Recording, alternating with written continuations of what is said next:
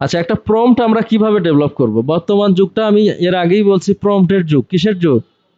অর্থাৎ প্রম্পট আমি যেভাবে সাজাবো ওইভাবেই চ্যাট জিপিটি হোক বা যে কোনো এআই আমাকে রেজাল্ট দেবে, তাই না? অ্যাজ এক্সাম্পল আমি যদি বলি যে make an image about health tips. আচ্ছা, তারপরে আমি আরো দিলাম হচ্ছে ইমেজ সাইজ শুড বি 500 × 500, তাই না?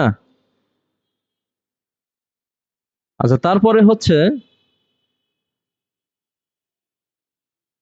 আরো দিলাম কি, you should not, you can add,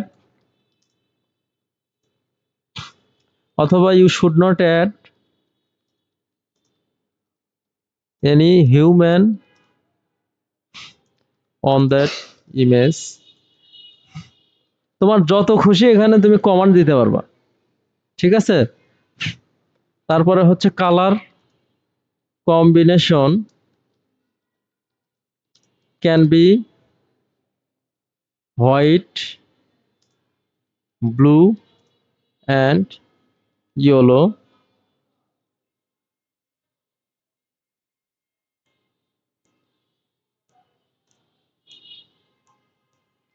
image type can be and Inpi. এইভাবে তুমি 100টাও কমান্ড দিতে পারবা, হাজারও কমান্ড দিতে পারবা, কিন্তু যত বেশি কমান্ড দিবা অ্যাকুরেসিটা তত কমবে। তখন অতগুলো জিনিস, তুমি মানুষের কথাই চিন্তা করো তো। তোমাকে যদি বলা হয় যে এখানে দুটো ব্যক্তি আছে, একটা ব্যক্তি আছে, এই একটা ব্যক্তির নাম হচ্ছে কি রহিমা, তো তুমি এই ব্যক্তিটার নাম মনে রাখবা। আবার তোমাকে যদি বলা হয় এখানে 20টা ব্যক্তি আছে, হ্যাঁ, অমুক তমুক, দেখা যাচ্ছে মারুফ, তুমি কি মনে রাখতে পারবা? তো এই জন্য দেখা যাচ্ছে যে কম দেওয়াই ভালো, কিন্তু তুমি যত খুশি দিতে পারবা, ঠিক আছে? Infographic,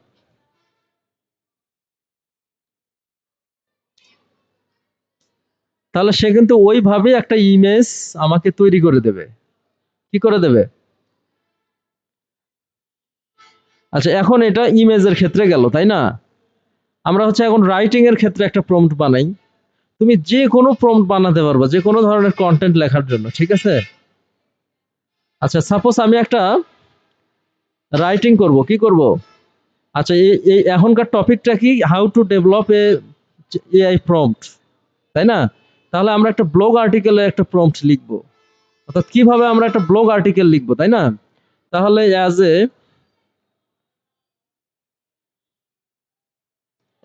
a senior writer, write an article of 1000 words on how to optimize Google business profile। আচ্ছা, ফোকাস কিওয়ার্ড হচ্ছে, তাহলে এখানে দেওয়া হচ্ছে ফোকাস কিওয়ার্ড, ঠিক আছে? এখানে দেওয়া হচ্ছে সেকেন্ডারি কিওয়ার্ডস।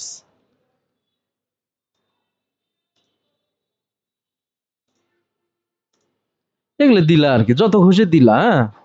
দেওয়ার পরে আরো কি দিলা, যে article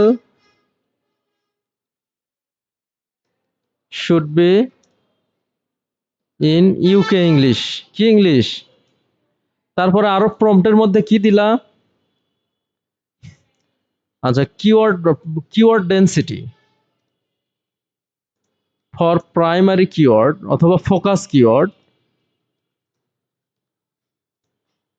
should be at least 1%।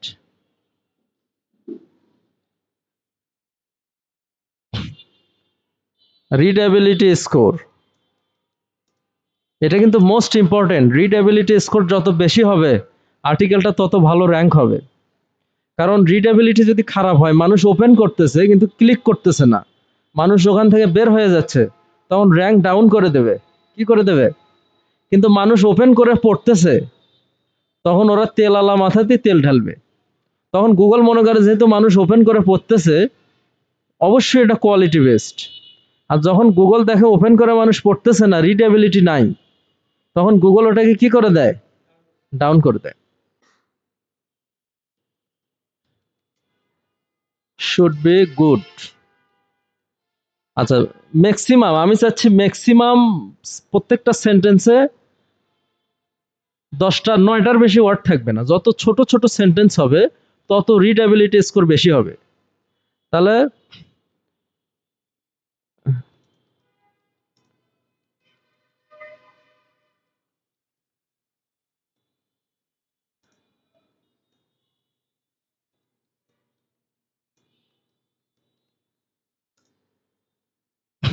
Sentence বানান ভুল হয়েছে না?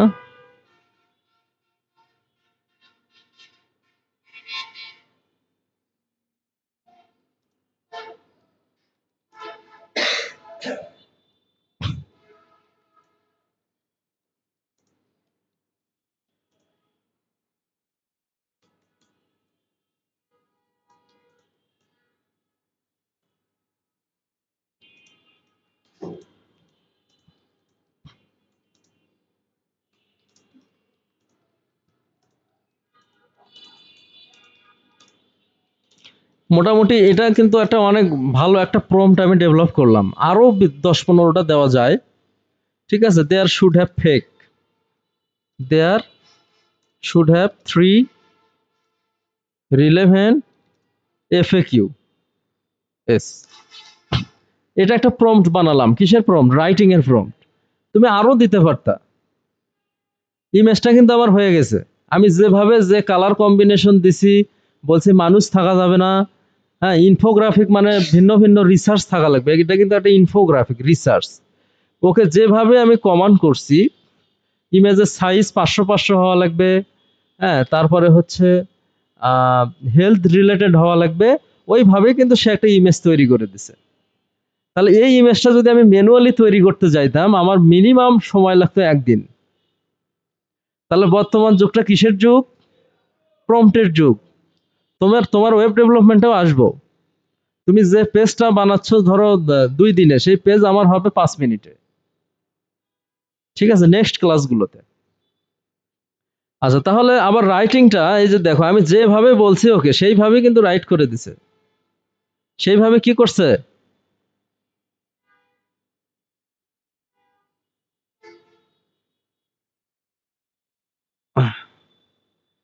এখানে 200 180 ওয়ার্ড দিই।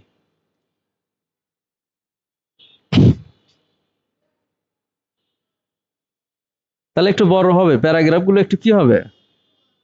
তাহলে আমি যেভাবে ওকে কমান্ড করব সেইভাবে কিন্তু সে কন্টেন্ট লিখে দিচ্ছে, ওই প্রম্পটটা ফলো করে। ওই প্রম্পটটা কি করে? ফলো করে, হ্যাঁ। তো এইভাবে আমরা একটা প্রম্পট বানাতে পারবো। হ্যাঁ, এখন যদি এই প্রম্পটটা কিন্তু আমার গ্রামেটিক্যালি মিস্টেক আছে, হ্যাঁ, আমি যদি এই প্রম্পটটা চাচ্ছি যে আমি অ্যাকুরেট প্রম্পট বানাবো, তাহলে এইটাকে make a complete prompt, AI writing prompt, PROMPT following this. অর্থাৎ ওইটাতে অনেক সময় এআই ভুল বুঝতে পারে, প্রম্পটটা হয়নি, অনেক সময় ভুলভাল দাড়ি কমার ভুল থাকতে পারে। এখন সে আরো একটা সুন্দর প্রম্পট লিখে দিবে। এই দেখো প্রম্পটটা সে আরো নিখুঁত করলো। কি করলো? নিখুঁত করলো। এখন এই প্রম্পটটা যদি আমি এখন ইয়াকে দেই, এই প্রম্পটটা যদি আমি হচ্ছে আবার ওকেই দেই, নতুন একটা থ্রেডে দেই, তাহলে এই আর্টিকেলটা আরো নিখুঁত হবে। বুঝতে পারছো কি? দেখো আগের থেকে এই আর্টিকেলটা আরো নিখুঁত হচ্ছে।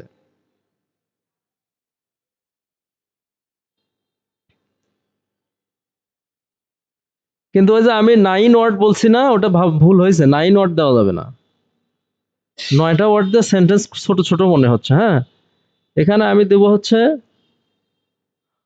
8 থেকে 14 ওয়ার্ডস বা 15 ওয়ার্ডস। এখন সেন্টেন্সগুলো একটু বড় বড় লাগবে, আর আগে কেমন জানি লাগতেছিল না?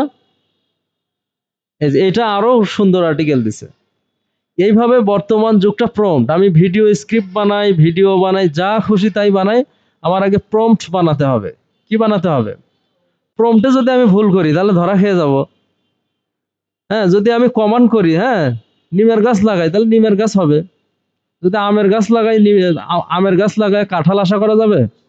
তো প্রম্পটটা হচ্ছে যেটা গাছ লাগাবো সেই রকমই হবে। ঠিক আছে, এই প্রম্পটটা সুন্দরভাবে ডেভেলপ করতে হয়। এই বর্তমানে যে কোর্সগুলো হচ্ছে সবই এই ধরনের কোর্স। ঠিক আছে, আর আমাদের মার্কেট প্লেসে টিকে থাকতে গেলে এই ধরনের কাজগুলো শিখতে হবে।